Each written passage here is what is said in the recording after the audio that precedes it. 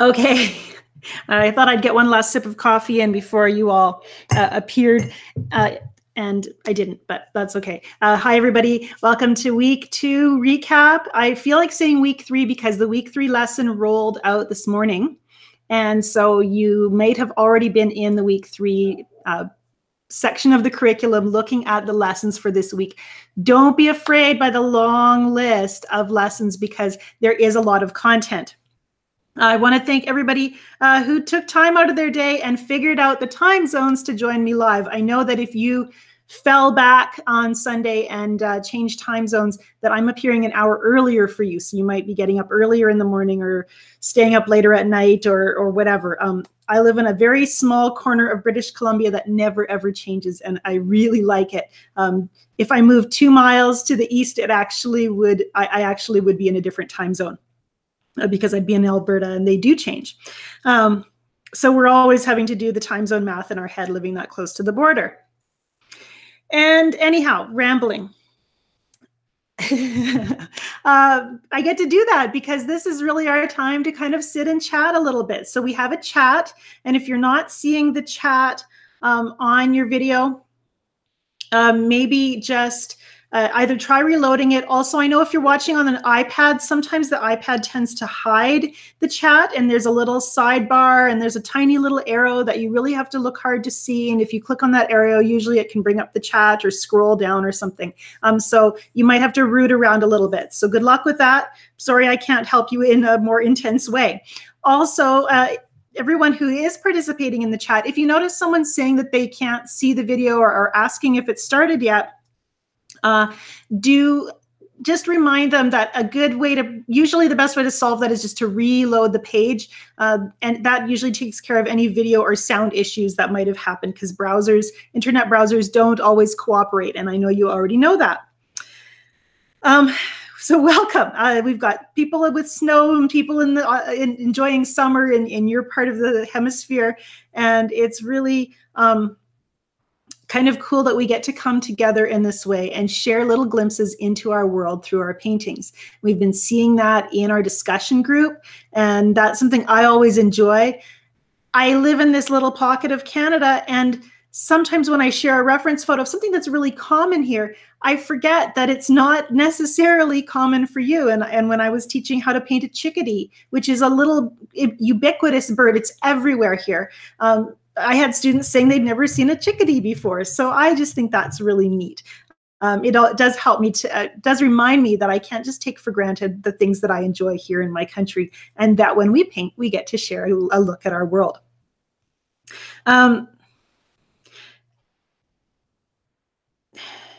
Everyone is seeing my video here, right? I want to make sure you're listening and can,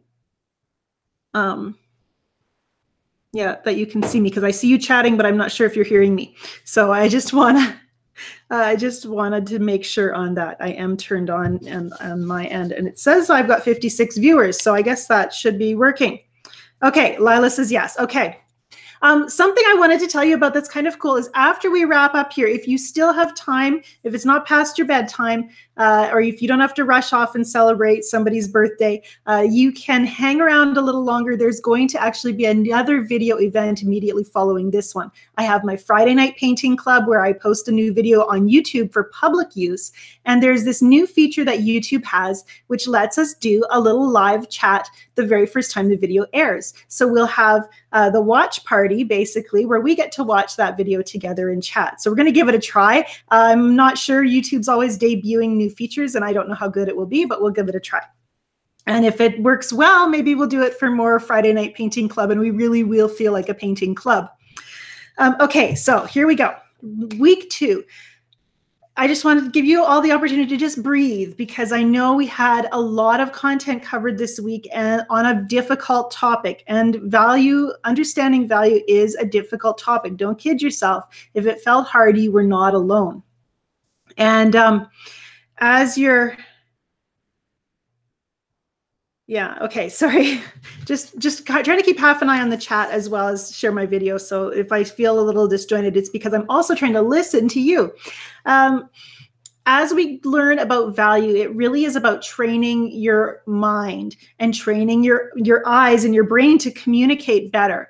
And because we are trained from childhood, and this is important for us as kids, we're trained to see symbols. So, you know, and I've said this before, and I think in this class, we see the shape of the letter A, and we're taught to equate that with a particular sound or series of different sounds, and then use the information that we have to be able to read those words.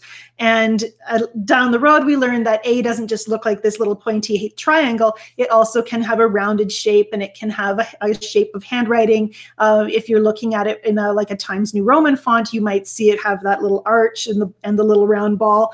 And I'm doing it probably looks backwards with the camera. Anyhow, so we're trained to see in terms of symbols, and that's really good for processing information quickly. But when we want to paint, we want to process information thoroughly and accurately. And then it involves kind of retraining that quick snap judgment thing that our brain has been trained to do. So if instead thinking about value felt counterintuitive to you, part of it is that reason. The brain has been wired a certain way based on our training. And so we now have to teach it when we're painting to think in a new way, to change gears. And I think that's another reason why warm-ups are really important, because it's telling our brain, okay, detach from the things that you usually do, that processing information quickly, and let's be a little more thorough. Let's find that place where we think artistically, and it's a little bit different. And so we can do it. Our brains are amazing. And I love that we have a mind that can change gears like that can be trained to do new things. And this is the part that helps us keep healthy brains on into our twilight years, is exercising our minds to think in new ways. So you're not just getting to be a better painter, but you're helping build your stronger thinking processes. Changing those neural patterns can really help you keep a strong and healthy brain. So that's pretty cool. And I'm not a doctor or a scientist, so factually, I'm not sure how accurate any of that was. There's my disclaimer. But I think it makes sense. I think it works. And I think it's a good thing to remember as we work on slowly absorbing this information on value. Now, I want to mention too, we did a NOTAN, we did a value study, and then we did our painting. And I don't always, this is my confession, I don't always do NOTANs or value studies.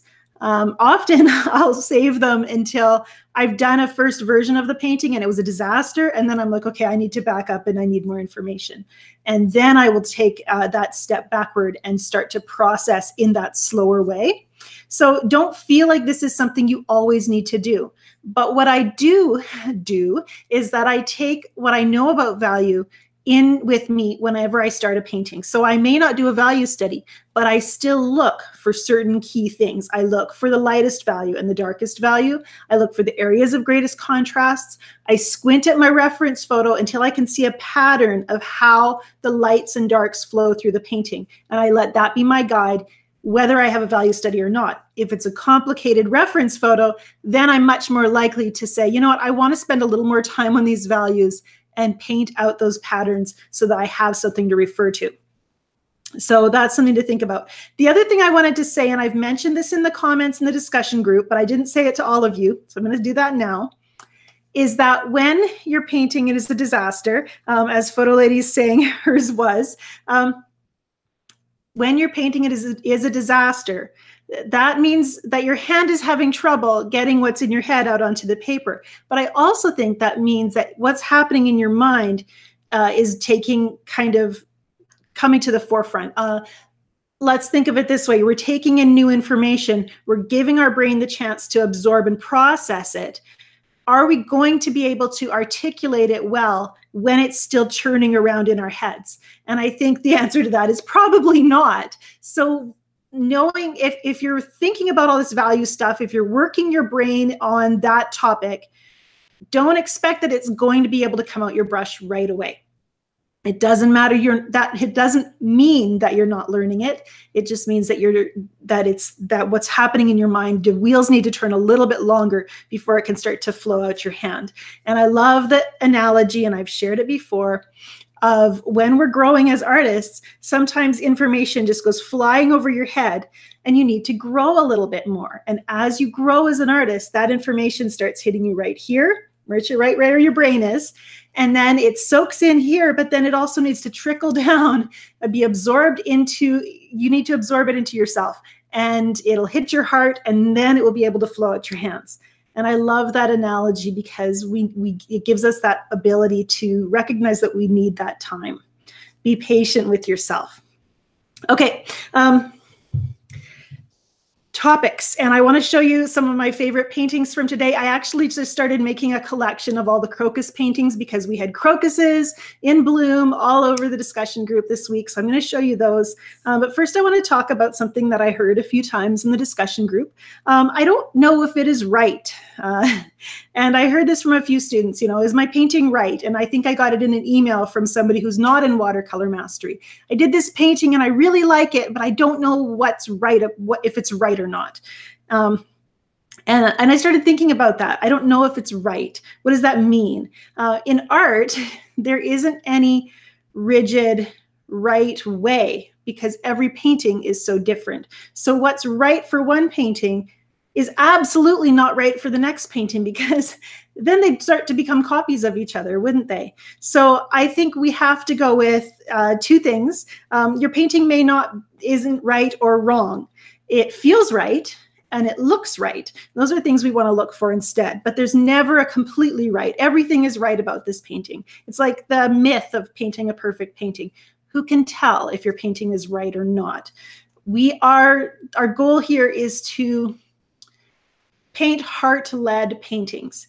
And I think if I was teaching a photographic realism course, then we'd have some standard to judge by. Does it look like the photograph or not? But we don't have that standard here. We're much more fluid in what's effective or not.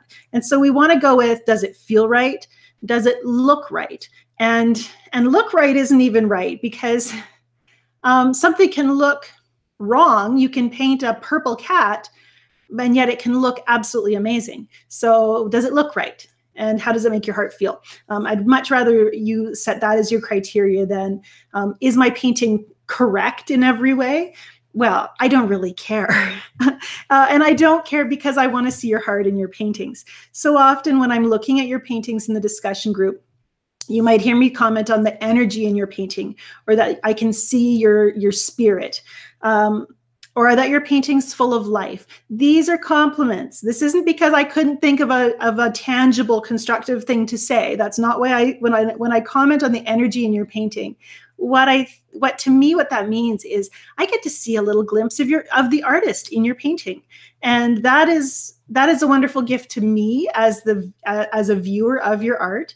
Is if I can see who you are in your paintings.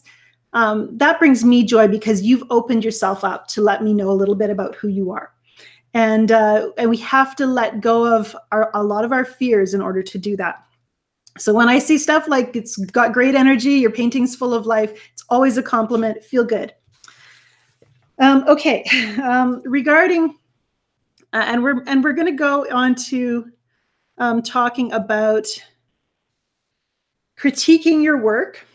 And we're going to talk about that in just a moment. But I wanted to show, no, I'm going to do it first. I want to talk about critiquing your own work, because I know you're posting work in the discussion group and hoping for comments from the other painters in the group and critiques from me. And then at the same time, you might not be posting everything because you have a painting that you're not happy with and you don't really want to share with us. Or maybe you just have something that, is personal to you. Or whatever, or it's outside of the course and you just didn't feel like it was the right place for it. And as we step away from the course, when this course wraps up, then you'll continue to paint. And so I want you to have the tools to be able to kind of judge and critique your own work without doing that horrible thing of being self-critical, which is not the same as critiquing at all. Paintings are never, and I repeat, never completely successful. Or perfect. We don't go for perfect paintings. That's not how we judge our work. You can't judge a work based on whether or not it's perfect, because it just never is going to meet that standard. There's always something that you want to take to the next painting and do better. And so as you look at your paintings and analyze them, it's really tempting to think, oh, this is awful, or that one's a failure, or this one's a mess, and that was a disaster, and then just stop there and set that painting aside and try to move on and do better. But you do your art a disservice when you stop short of constructive criticism. There's always something to be learned and something to love about every painting that you do.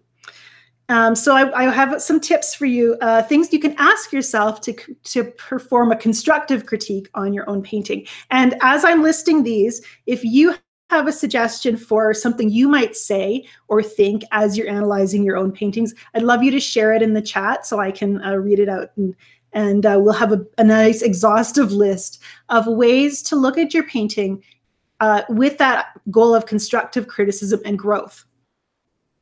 Okay, so when I'm critiquing my own work, these are some of the things I ask myself. Number one, what is working in this painting? And I always like to go to the positive first. What do I like about this painting? What is working? And then once I've decided, you know, I really like this area, this went well, I sure like the colors that I chose here, I'm definitely going to use that paintbrush to make that kind of mark again.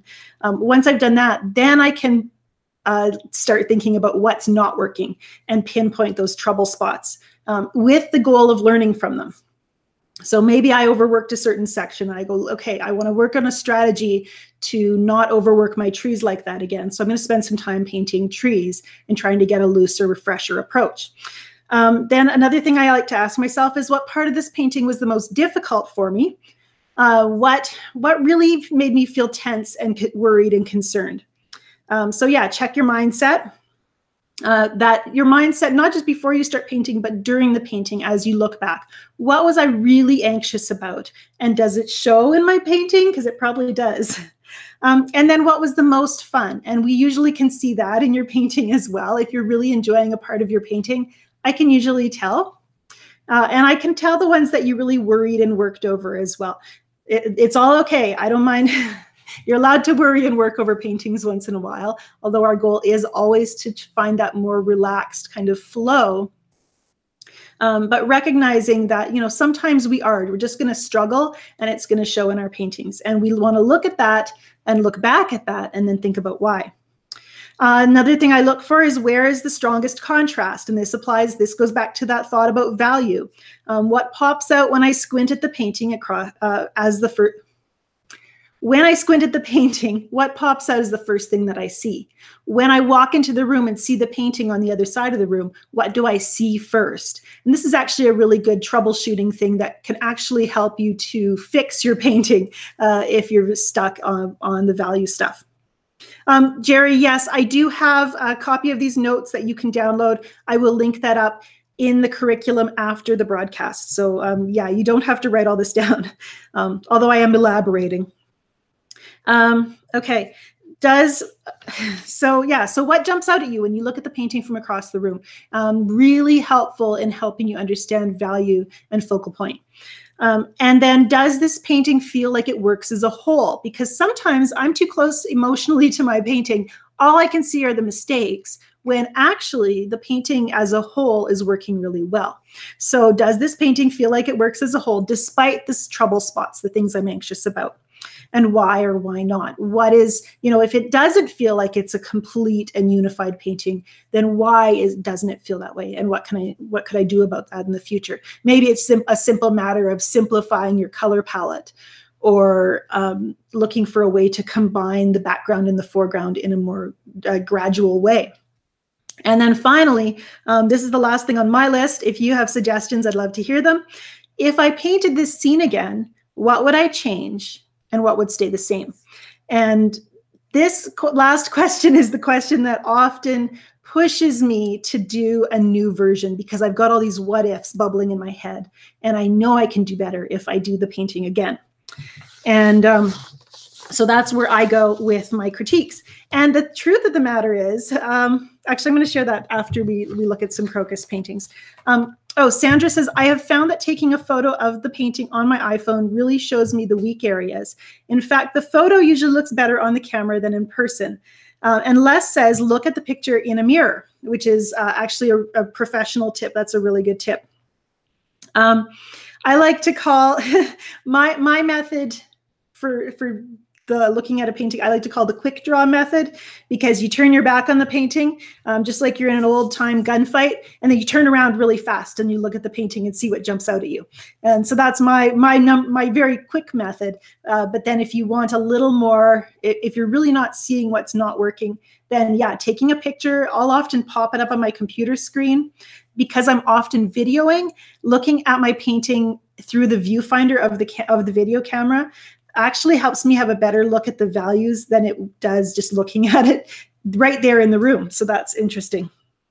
And so yeah, the photograph thing works really well. The little value checker that I showed, the little red piece of plastic, that works as well.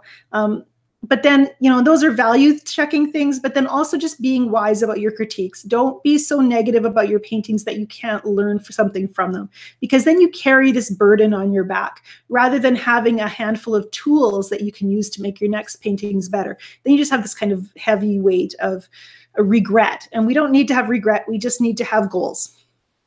Okay, so I'm going to show you. We're going to switch the screen over to take a look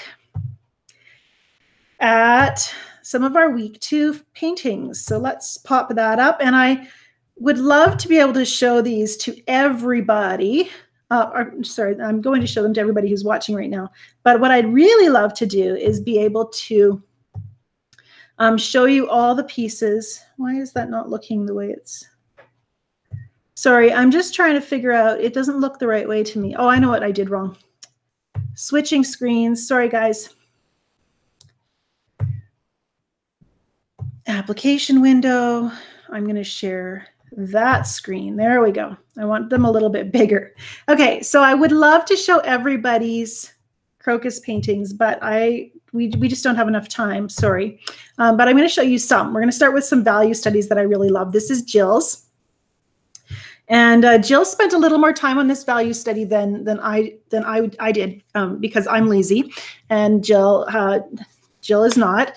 So you did better than me, Jill. This is a beautiful value study. Look at the lovely transitions of colors here. Really liking it. And it's just a pleasure to look at. Sometimes value studies alone can be a work of art. Okay, this one is Rockland's, and Rockland, I love this one because it felt like I was in a dark room seeing those flowers swim up through this haze of film. And I've never actually developed film, so I'm just guessing at what it looks like. But it just had this lovely little collection of vignettes that I thought was really pretty. We're going to scroll kind of fast through these, but I'm going to try to point out just some constructive stuff to help you think about your own paintings. And get a drink of water before my throat dries out. I'm going to see if I can go a little bit bigger with the paintings. It doesn't seem to... Oh, I think I can do it this way. There we go. Okay, so this is Allison's. And I love the crispness of this Allison and the strong contrast between dark and light. They really feel like the light is just shining on those flowers. Next one, Bert shared this one. And I think it turned, yeah, it's not the right direction, but that's just how it is. That's just discus for you. Love the neutrals you created here, Bert, with your colors, and we're going to be doing more of that this week. And I'm going to take a long time if I talk about each one, so we're going to try to be a little faster because I did comment on them in the Facebook page. This one I believe was Cheryl's, and I love the way Cheryl lifted out some stems and blades of grass from her background. Next one, I can't. Sorry, I'd like to be able to see the names of the, okay, here we go. This is Ellen's. I can't see the name and make it full screen. That's so rude. Very soft and pretty Ellen. Frank, like the shapes of the flowers here. Just, they're a little bit like not distorted, I guess, from the photo, but I just like the slightly more exaggerated petal shapes in this one. Irit has this lovely soft touch, lots of texture there because this was just a tiny painting, so you can really see the texture of the paper. The smaller you paint, the more that paper texture kind of plays a role. This is Chris's. Love the rainbow of colors in the background, Chris. Les shared this one. It's a little softer, less contrast, and fewer darks here.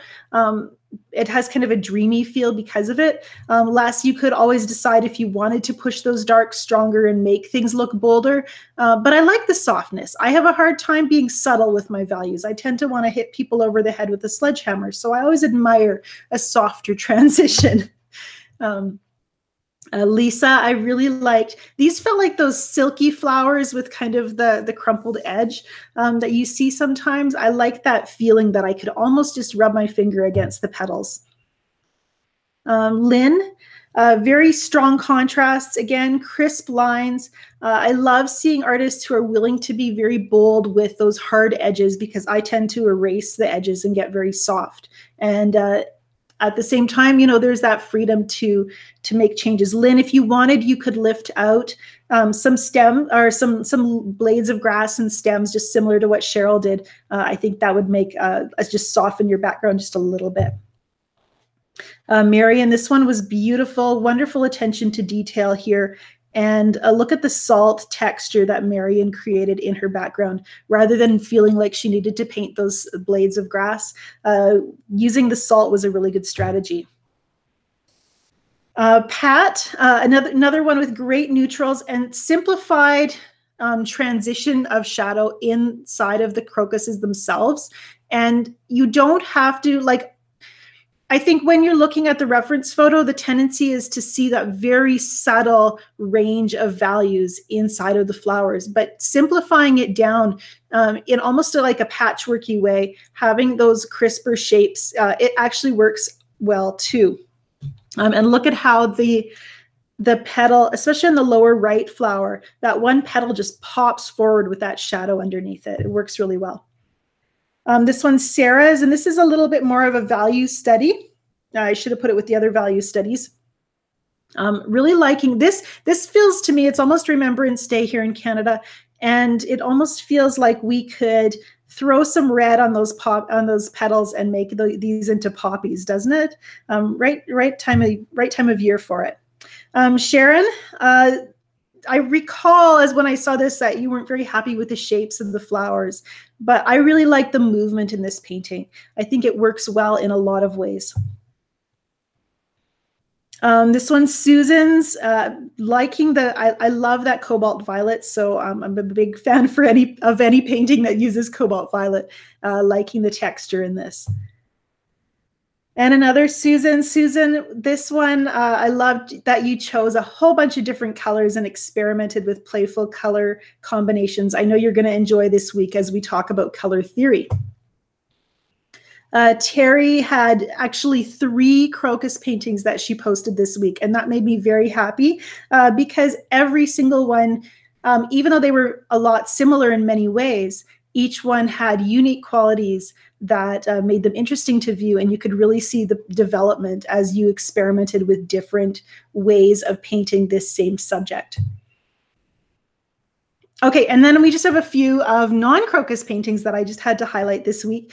Daisy, I didn't see your painting until today because I was following through on the discussion page for week 2 and not looking back at week 1. So I did look back at week 1 today and saw this beautiful river scene. Really liked how this scene really does capture values as well. It's about painting water successfully is a lot about painting values. And so I love seeing that you we're seeing that here and getting it to work, which is a challenge. And so if you want to paint water well, just remember that. Study those values, get them right, and it will make your water work so much better. This one is Ellen's. Ellen, I just had to share this one because I love the way you treated your sky here. It's got this watery look that makes it so interesting. And yet you've managed to keep, even though the sky could feel, and I don't like this word, like a gimmick, like a little feature technique, but it works really well. So you get away with it. And you've also still managed to capture that time of day, that sunrise, sunset feel. I loved Hillary's textures here in her rocks. And this is all about values as well. It's a very dark value painting with all those dark rocks. And yet her attention to detail managed to capture that hard, rocky feel. Two more here. This is Kim's, and I just have a whole bunch of sun coming in my eyes, so I got to fix that. There we go. It was overcast until 5 minutes ago. I really liked Kim's painting, and this is going back to last week's subject, but I liked the fluidity that happened here as she was willing to let the water and paint flow in her background, let those trees flow up into the sky a bit, and let the watercolor do some of the work for her. And this final one is another value study, actually, and this is Sue's. And Sue, this value study, trying to make it, there we go, we'll get a little bit closer. This isn't a value study, and yet it is. What is working here to make this ocean scene look so effective is that command of values, the creation of the white, which shows the waves rolling in, and then that beautiful cloudy, moody sky. And this is where values really serve us well, is giving that sense of realism to the scene, even when we're quite loose in our interpretation and leave a lot of details out. When our values are right, it all works. Which is always pretty cool to see. When you start to realize that in your paintings, it's pretty fun. Okay, there we go. Just going to quickly go back to your comments. I want to see if I missed anybody's suggestions on wise ways to critique your paintings.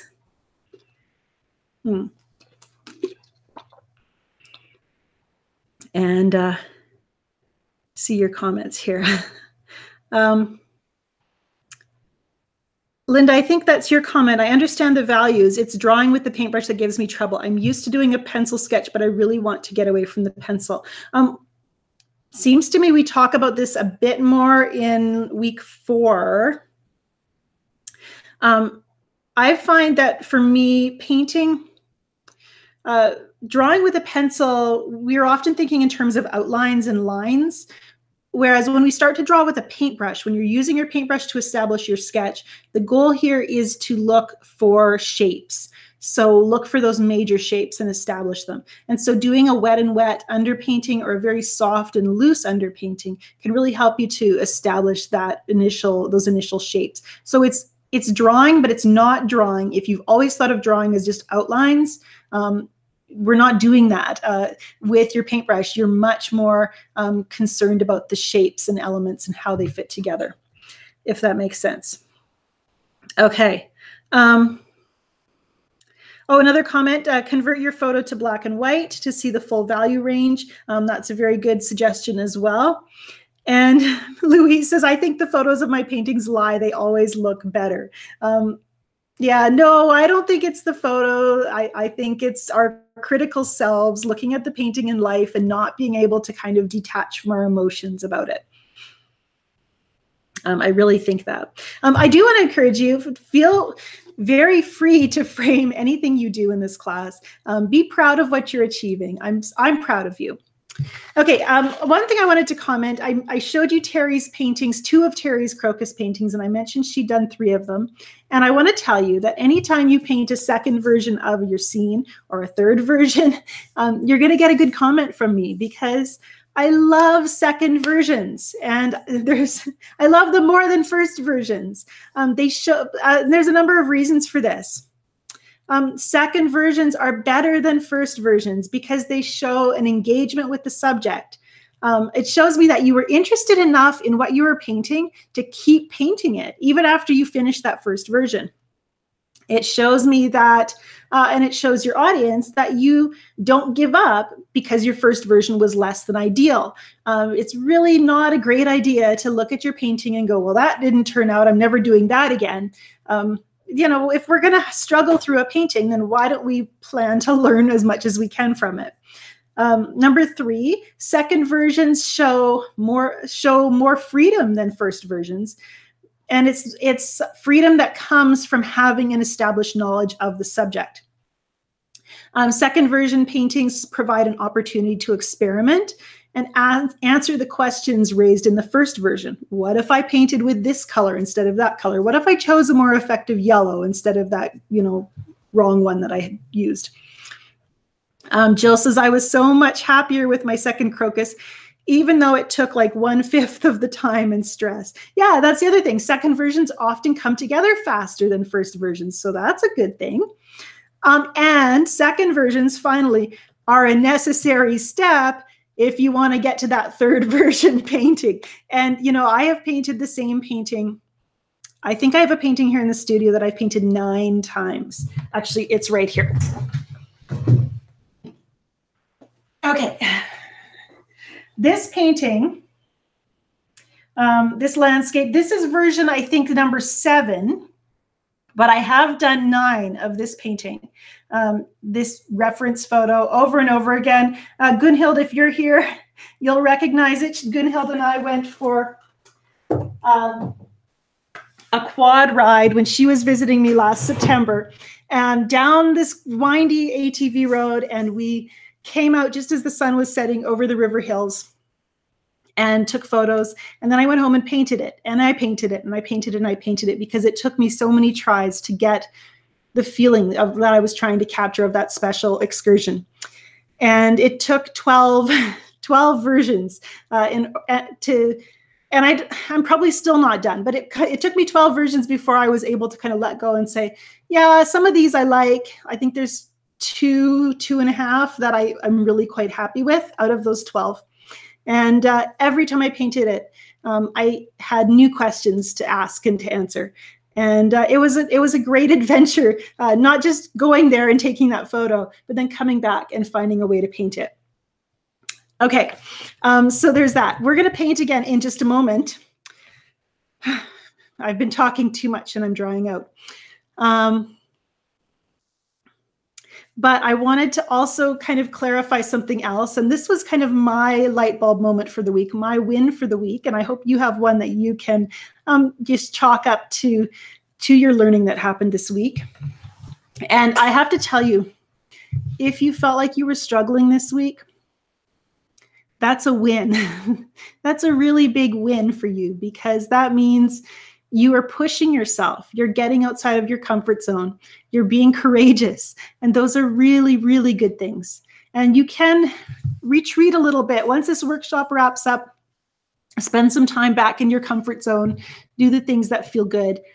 As that information kind of gets absorbed from this very intense 6 weeks, you'll be able to revisit it and just be proud of yourself. If you're struggling, that's a good sign. That means you're learning, and that's okay. It doesn't mean you shouldn't be here. Okay, so my win for this week was figuring out just a little bit more of what I know about no-tan.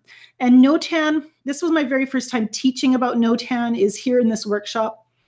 And trying to explain why would I want you to do something like this instead of just going straight to a value study?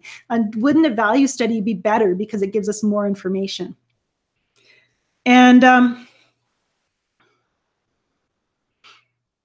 sorry, I'm just trying to figure out if I can find a way to talk different timings so that you can hear me. Some people are getting my mouth not lining up with the video. I'm sorry about that. It might be an internet issue.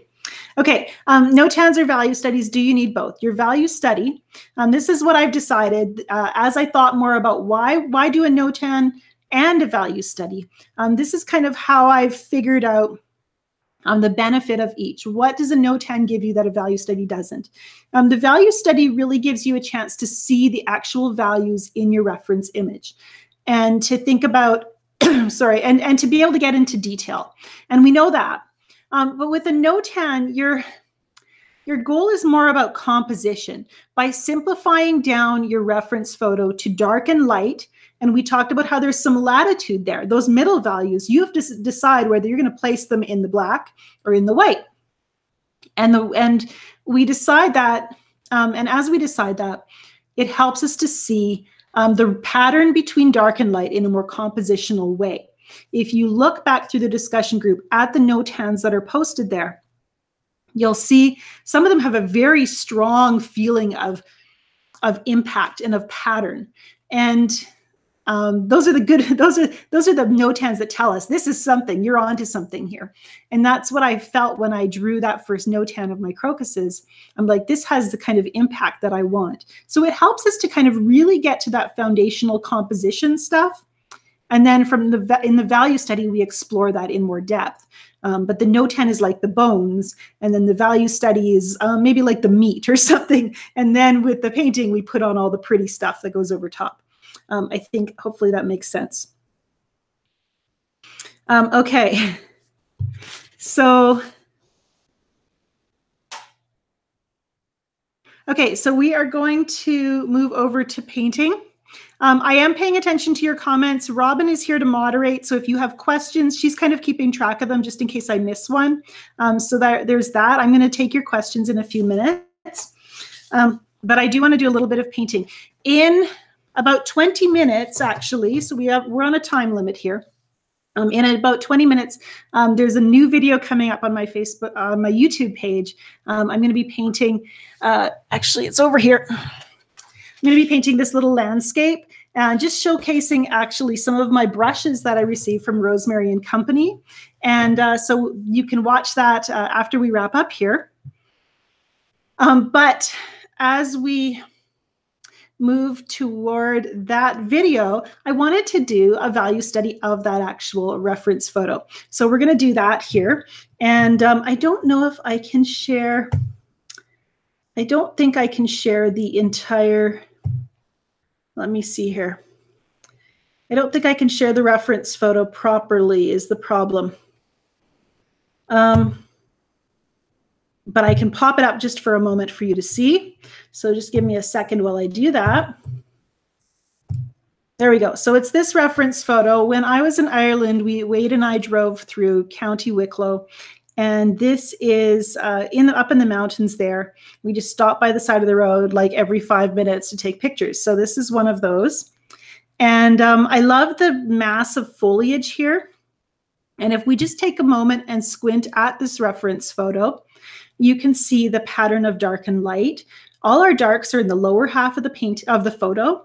And we have this beautiful curve of the foliage and then the line of the hills in the background. And now I'm going to have to do this without looking at the photo. So I'm going to do it from memory, and I've already painted this scene once, so that will be helpful. And actually, I could probably pop it up on my phone, but I'd actually almost prefer to paint it from memory. Just because then I get to rely on the important things that my brain held on to rather than just doing the parts of the painting or the parts of the photo that my eyes tell me are important. So sometimes just stepping away from the reference photo can be really helpful. So I'm just going to move the camera here. So if you hear rattling, that's the sound I'm making. That's why I'm making that sound. Once again, do feel free to ask your questions. And Robin and I will get to those in a moment. But I do want to do this quick little value study.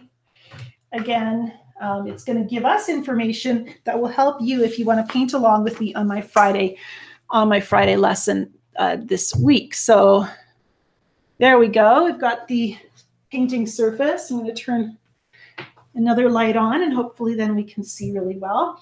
Of course, I've got this giant palette here full of paint I'm not going to use today because we do have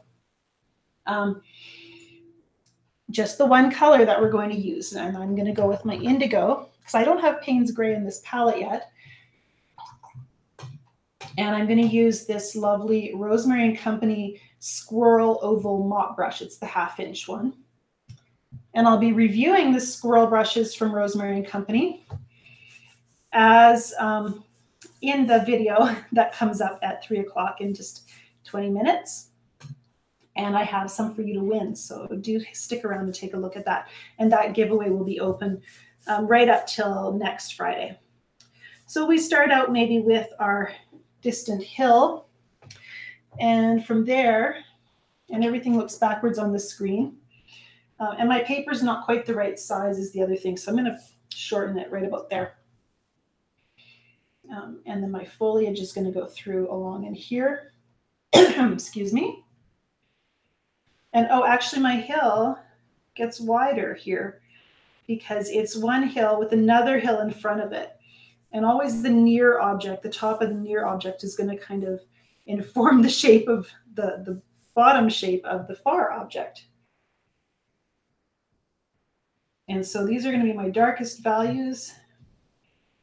I really like using indigo for value studies because it has such a nice movement.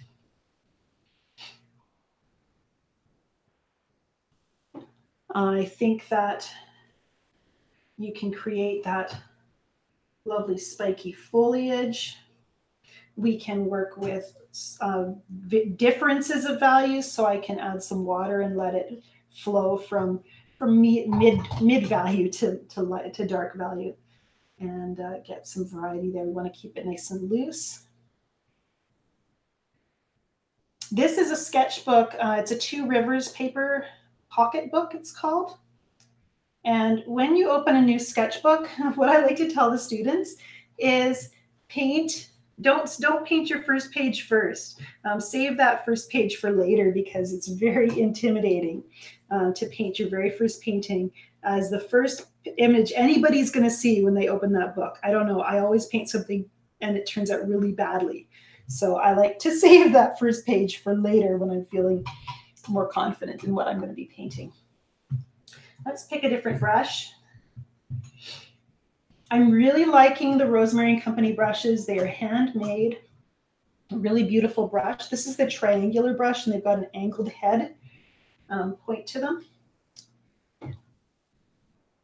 And I'm going to pick up a little bit of water here and try not to get my sky too dark.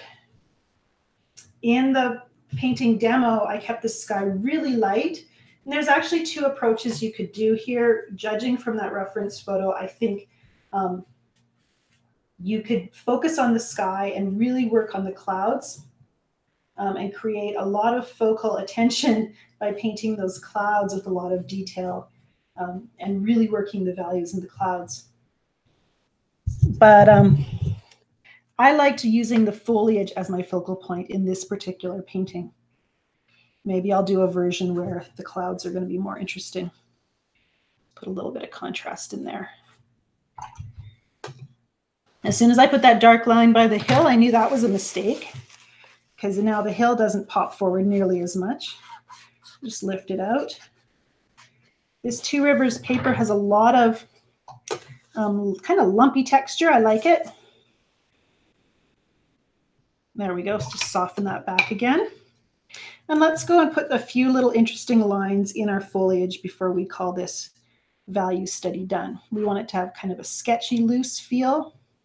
Oh, and I want to pull up more foliage up to this part of the painting. And we also want to get that dark line of trees. There was kind of some bushes back here, and that's way too dark.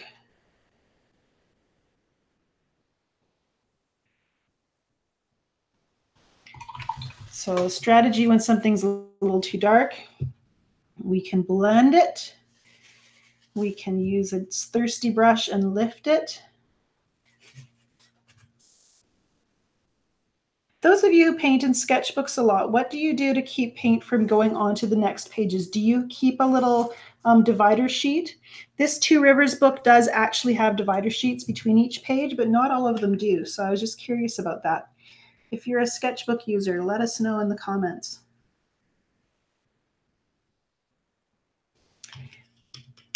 I like the triangular brush. It makes these nice little straight lines, and then you can also drag with the edge of it to create a wider mark.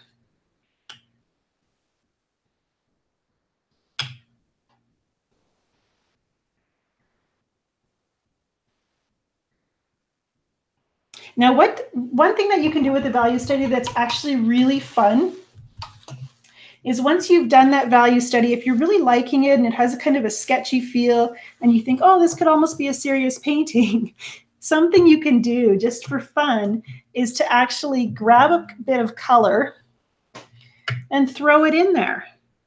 Maybe we decide it would be a little bit fun to just add one extra color into our reference photo or into our value study. And then we get that impact of that additional color. We've kept things simple. We've focused on our values. We've done our work, and now we get to play. And liking that addition of, this is green gold, by the way. And because the indigo is still wet, it bleeds in there really nicely.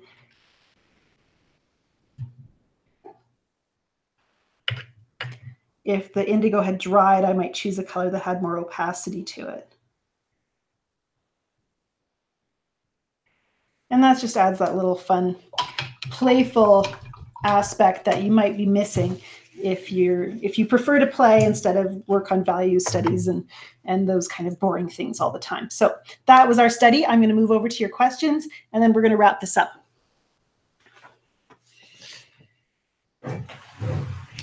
Okay, moving over to your questions. Joy, you asked if I said a triangular brush. Yes, I did. And the triangular brush, we will actually, I actually have a link to it in that video that will be on YouTube here in about 10 minutes. I'm just going to move my camera back one last time. And to save you the bumpy ride, I'll switch back over to our reference photo here while I do that. Oh, and I think I did it right. Okay, maybe not. Okay, Hillary, you asked what brand of brushes I was using. They're Rosemary and Company brushes. I will throw that link up in the description below the video after we're done here. Camilla says, yeah, I did that same thing, adding color on my plum flower value study. Yeah, why not? It's just kind of fun to take that little last step and say, you know what, I'm going to add some color just for fun. Okay, Jay Wall asked, if you get a bit behind, should you push forward to the next lesson or stay with the one until it's done? That's a great question. I want you to do what works the best for you. It's really not fun to feel like you have to rush to keep up. And so I really think work where you're at. You do have lifetime access to this course. As long as this course is available on the internet, which is for as long as I can imagine, you will be able to go back over these lessons. So if you want to linger over a section because you're really engaged with it and you're just not ready to move on, I encourage you to do that. I would appreciate if you continue to post in whatever the current week's discussion group is. So we're going to be moving over to week 3 discussion page. It's just easier for me to keep track of the comments that way because there are literally thousands of them. And so as long as you're doing that, post whatever you want from the course, work at your own pace. I can go back and forth between week 1, 2, 3, all the way to 6. That's not hard for me to do. I want you to stay where you're comfortable and to do what works best for you. I want to feel like you're getting what you need to get out of this course. And if that means lingering over something longer or holding back so you can just absorb it for a little while longer, that's okay. If you want to move on to something else because you're struggling and you think, you know what, I'll be able to process this better later, you're allowed to do that too. Move on, keep up with the class, and then go back and revisit something. Please do what works for you. Okay, if you have a lot of photos, what criteria do you use when you choose when to paint from? A couple things. I often I like to choose whatever engages me the most, really. And then sometimes I'll do a value study or a notan to help me evaluate my photos. Sometimes they're not going to be as good for paintings as I thought they were. And then a lot of it's just kind of that gut feeling. Which one is the most interesting to paint and the most achievable? Because sometimes we'll pick things that are way too complicated and then try to jam all the information into one painting. That makes it really challenging for you. So do what works the best for you. Janet says, I'm loving brush show also. Okay, can you, another question. Brush show is fun. Use it in everything. Why not?